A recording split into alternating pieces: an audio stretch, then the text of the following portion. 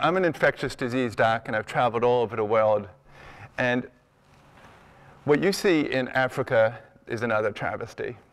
And we, as Americans, should actually be embarrassed once again. We did the Marshall Plan after World War II, and there's no reason why we, as a wealthy country, cannot do the same thing again. And it's not that we need to bring in hundreds of billions of dollars more in revenue. We have it, as long as one collects the revenue from the right place.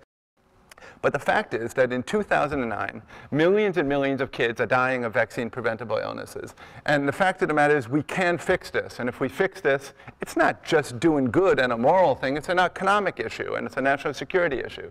Because when you have poverty, and when you have misery, and when you have illiteracy, when you have dirty water and you don't have sanitation, you get angry. And when you get angry, you tend to do things which we don't like, terrorism, and you get involved with other zealous organizations. Countries become antagonistic to us. We therefore have to spend more money on defense, and the circle is kind of obvious. That people die, millions are dying in 2009 of, as an example, it doesn't have to be this, but as an example of dying of vaccine-preventable illnesses, things like diphtheria, things like Haemophilus, things like tetanus, just things that are very, very basic. And we're talking about millions of people.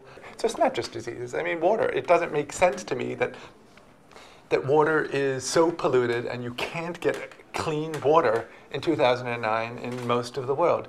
We can help countries fix that kind of infrastructure. The same thing with sewage. You kind of might wonder why the average Vermonter might care about a child with malaria or with TB or with a vaccine-preventable illness in sub-Saharan Africa or where you grew up in Haiti. And it does matter.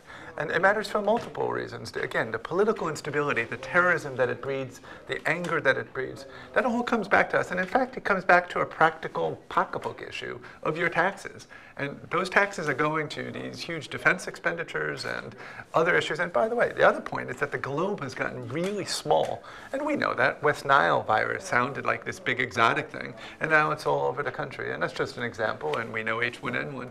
So we're a small globe, and we really need to take control of public health throughout the country, throughout the world.